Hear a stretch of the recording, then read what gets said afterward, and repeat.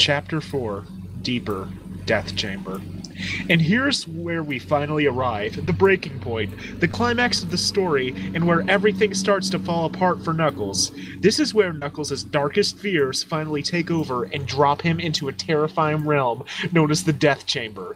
He breaks almost instantly. The visions he is confronted with prove too much for him to handle, and his mind finally snaps. It is in this piece, the construction of the Sonic universe as a lucid hallucination is brought to bear, and the truth of Knuckles' situation is exposed in full force. The lyrical aspect of this song is actually an incredible minimal. And as such, almost every single line is packed with meaning. From front to back, all I see is stones. I'm glad that I don't call this home.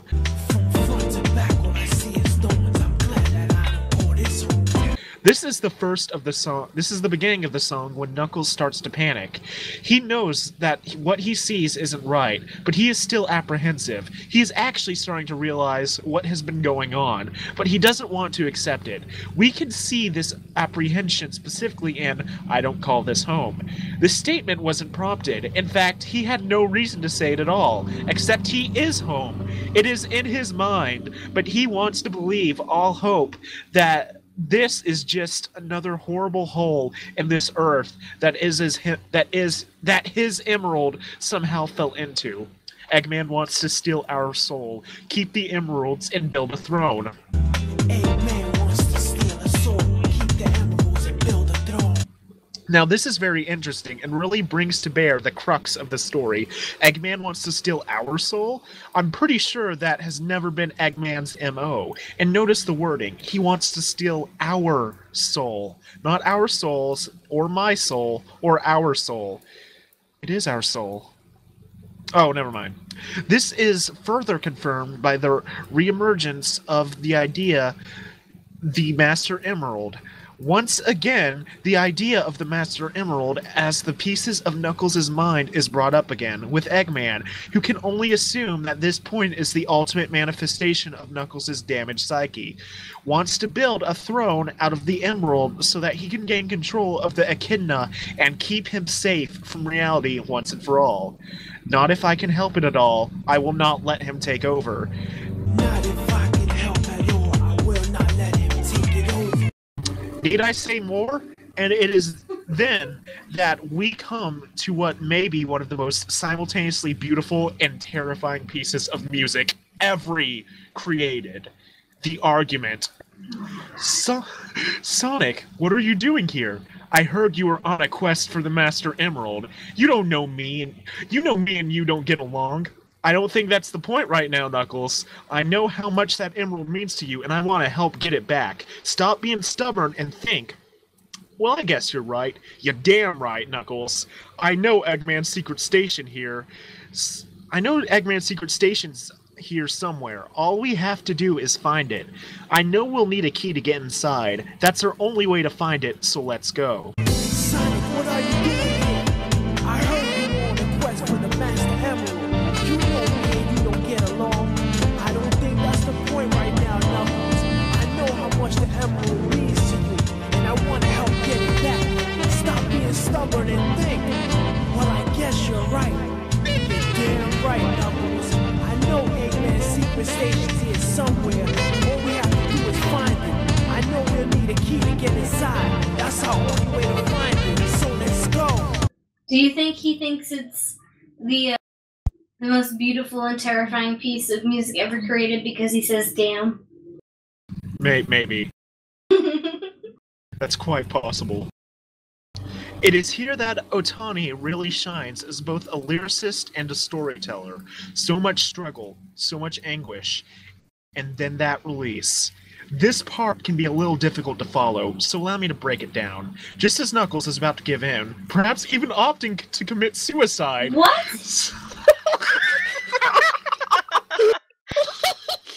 Sonic appears out of nowhere and urges him to go on, to not give up and keep charging ahead. Obviously, if there was any doubt, this pretty much seals the fact that Sonic is just another personality created by Knuckles. I'm sorry. There is more to it than that. It is generally a consensus at the time that, much like Eggman, Sonic is an avatar of the remaining pieces of Knuckles' waking mind, and most likely always has been. It is in this time of need that Knuckles' conscious mind finally refuses to obey the rules of this warped reality, and sends a messenger in the guise of one of Knuckles' own creations to guide him to the truth, to guide him to the key to escape this self-created prison. And it is with this that the final battle commences. I just want to say before I start getting into this, holy fucking shit. Right?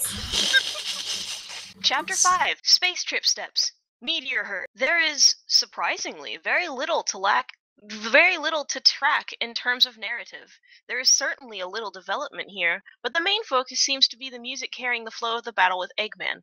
Sadly, both the story and music of this level were changed rather late in the development of Sonic Adventure 2, when it was decided that the final section of the game would feature all the characters rather than just Sonic and Shadow. This was a major blow to Otani's work, but it was so late in the game's life that he could either alter or abandon his magnum opus, even if he wanted to.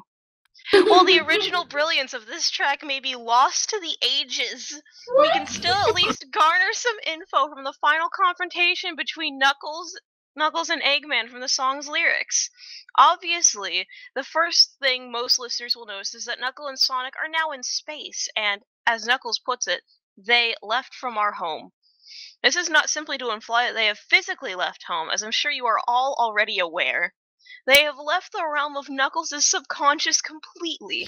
They have ascended to a new plane, perhaps some even kind of spirit dimension, to finally confront and kill Eggman. Kill Eggman. As they dodge meteors to reach Eggman, it was speculated that the meteors are probably the subconscious finally resorting to physical violence against Knuckles, perhaps even causing him to harm himself in real life. Knuckles notes that he has a crazy look in his face.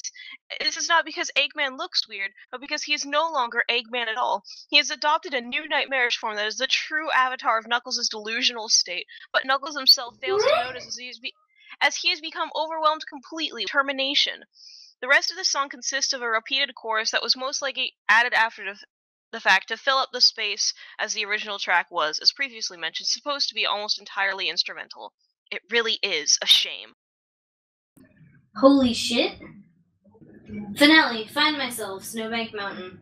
In the original version of Sonic Adventure 2, Knuckles would defeat Eggman only to fall to Earth, landing atop a gigantic snow-covered mountain, which he would then snowboard down, much akin to the first Sonic level of the game. This was intended to be a reward for the player and a break from the normal gameplay of the Knuckles levels. It is assumed there would be more than 6 levels in early development. Further into development, it was going to serve as an interactive overlay for the credits. This is when Otani got a hold of it. Snowbank Mountain was cut relatively early, so while Otani never was able to complete a finished lyric sheet for this section of the game, he did in fact have a finale. Otani did give some idea of what he had intended to do with the ending in his MySpace post, but he was never explicitly clear about some major details, hoping that each individual could draw their own conclusions to the story that would satisfy them. The two most popular theories at the time were as follows. The Fall. A majority of people believe that Snowbank Mountain was, in fact, a mountain of drugs, and that having been exhausted in the final battle with Eggman, that his subconscious took the opportunity to take back control of Knuckles and send him, quite literally, spiraling down into oblivion. It is assumed that the ride down the mountain is paranoid Knuckles, who has lost all control on a deranged drug spree, and that the final blackout to the credits is, in actuality, meant to represent his death. What? In this version of the ending, the title could be considered black humor or even ironic, as Knuckles' true self turns out to be the animalistic, impulse-driven drug fiend that he had been all along, and there never was truly any hope for a release for him other than death. The Rise. Many were unsatisfied, including myself, with such an obvious and quite frankly disappointing twist to what had otherwise been a masterful created tale. Many believe that Otani was far better than this, and sent out to dig deeper into the previous entries to derive the true meaning of Find Myself. Who are these people that he's referring to? He said no one talked about this earlier, so I have no idea. Yeah, is it just him? It's him and Knuckles. Maybe he's the one with the alternate personalities. The biggest clue is when Otani mentioned that he had made a major revision to Find Myself upon learning that it would become a credit stage. Now, why would that be? Otani had, up to now, made no concessions for Sega's bullshit. He had kept true to his story and refused to let his superior get in the way of telling it. And that's just it. It wasn't in the way at all. In fact, it was just what he needed. The credits themselves would be the multiple personalities of Knuckles and friends he had come to love and cherish over the years he spent with them, slowly disappearing from him as he slipped more and more back into reality as he cruised down the mountain. Knuckles would never face the camera. He would never look back until the game was over. There, in fact, most likely were never to be any lyrics, an eerie silence just epoxed the next nearly 2 hours of non-stop monologue. Okay. What? Oh? What? The game would end to a cut to black and complete silence as the Sonic Team logo came up for one last time and simply hung there, waiting for the player to provide input for the game to continue. The player themselves would have to cast away Sonic, not only for a character that gamers around the world have known and loved for decades, but also the last and only true friend Knuckles ever had, even if he was imaginary. The player themselves would have to pull the final plug on Knuckles' warped reality and finally set him free. Truly a masterpiece of modern media.